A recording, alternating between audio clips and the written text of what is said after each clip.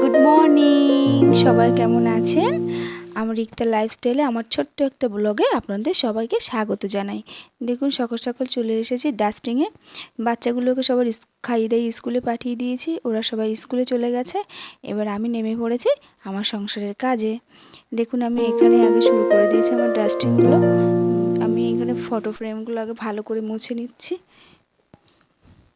কি বলুন তো, একটা কাজ হয়ে যায় তো আরেকটা কাজ চলে আসে, একটা কাজ হয়ে সারাদিন এভাবেই কেটে যায়। কোথার থেকে যে সময়টা পাস হয়ে যায় বুঝতেই পারি না। আমি আজকে প্রথমে মানে ফটো ফ্রেমগুলো ভালো করে মুছে রেখে দিচ্ছি। আসলে কি বলুন তো, প্রতিদিনেরটা যদি প্রতিদিন কাজগুলো যদি করে নেওয়া যায় না, এক্সট্রা আর কাজ জমে থাকে না, আর জিনিসগুলো চকচক করে ভালোই লাগে দেখতে।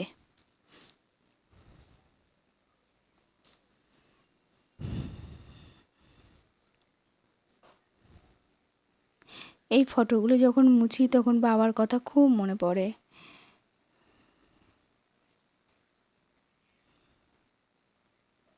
সকাল সকাল কাজগুলো করে নেই।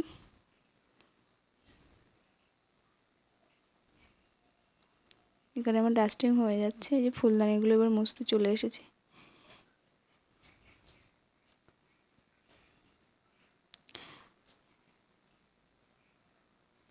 এই ফুলদানিটা না আমার ছেলে একবার আমাকে গিফট করেছিল। এখানে চলে এসেছি ছেলের ঘরে। ছেলের ঘরের এই যে ফটো ফ্রেমগুলো আছে এগুলো সব মুছে ফেলবো। আগে কি করি জানেন জানেন তো, আগে আমি ডাস্টিংটা করে নিয়ে তারপরে ঝাড়ু লাগাই, তারপরে গিয়ে পোছা লাগাই। তাহলে আমার সব চকচকেই থাকে। আর আর এক্সট্রা করে পরে গিয়ে ডাস্টিং করলাম, পরে প্রথমে ঝাড়ু দিলাম। অ্যাকচুয়ালি ওরা স্কুল যাওয়ার আগে একবার ঝাড়ু দিই নেই, কেন কি পাশের ঘরে স্কুলে যাবে। তারপরে আবার ডাস্টিং করে আর একবার ঝাড়ু দিয়ে তারপরে পোছা লাগাই। আমি না নতুন নতুন ব্লগ বানাচ্ছি তো, জানি না আমার কথা বলাটা কতটা কীরকম হচ্ছে বা ভিডিওটা কেমন হচ্ছে। প্লিজ একটু যদি কমেন্টে জানান, তা আমার ভিডিও করতে আরও বেশি আগ্রহী হব, বা আরও ইচ্ছা করবে যে না আমার এখানে ভুল হয়েছে, সেই ভুলটাকে সংশোধন করি। যদি একটু জানান আমার খুব হেল্প হয়। তারপর এখানে আমি সব ঝাড়ু টাড়ু দিয়ে এখানে সব ডাস্টিংটা করে নিয়ে আমি বেরিয়ে এসেছি ঝাড়ু দেওয়ার জন্য।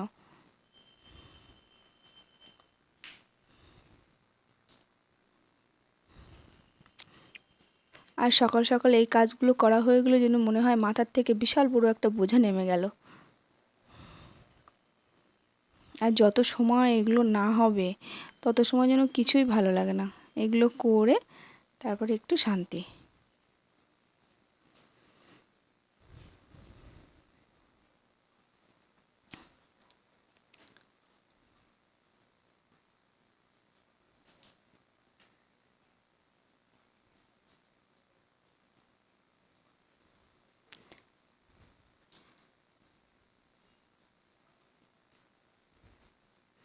ছেলে যেখানে সেখানে খাবে, আর এই র্যাপারগুলো জানেন না সারা ঘরের ভিতরে এরকম ফেলে ফেলে রাখবে।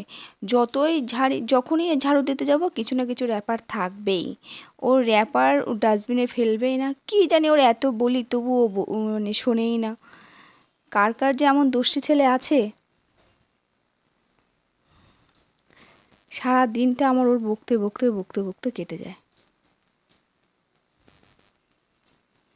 এবার আমি এই ঘরটা ঝাড়ু দিয়ে এবার গুছিয়ে এবার আমার বাসি কাজ শেষ করে আমি এবার যাব বাজারের জন্য।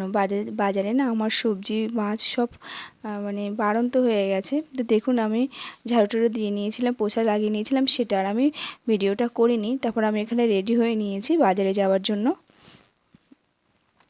বাজার থেকে এসে রান্নাবান্না করব। দেখুন, আমার রেডি হয়ে গিয়েছি, আর এখানে আমার বাজারের ব্যাগ আর পার্সটা রেখেছি।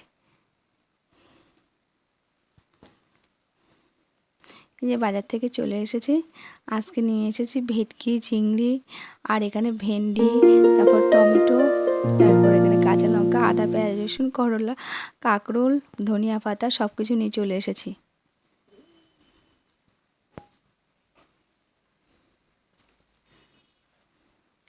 বসে গিয়েছি এবার কি সবজি দিয়ে কি দিয়ে রান্না করব, তো ভাবছি। দেখুন, আপনাদেরকে তো দেখাই ভেটকি মাছগুলো, ভেটকি আর চিংড়িগুলো। মাছটা বেশ ভালোই ছিল।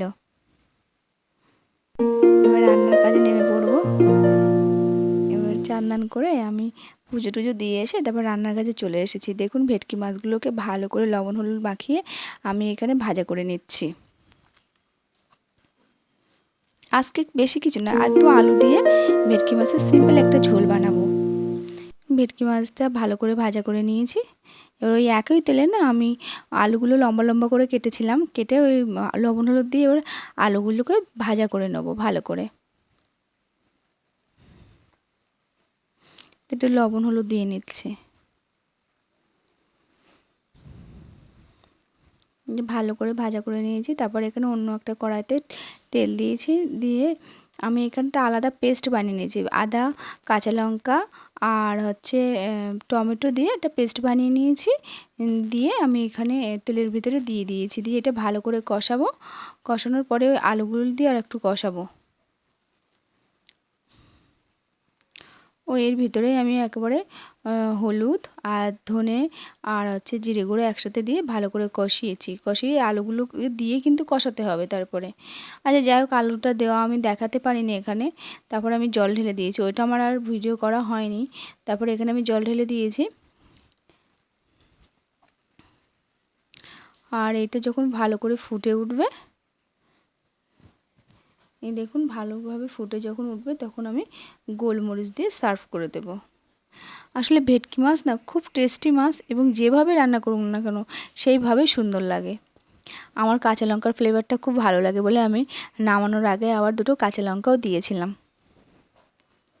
আমার বাচ্চারা একটু মানে ঝাল খেতে পারে না, তো আমি এক্সট্রা করে আমার জন্য এরকমভাবেই দিই। দেখুন আমি এখানে সার্ভ করে দিয়েছি এই আলু ভেটকির ঝোল।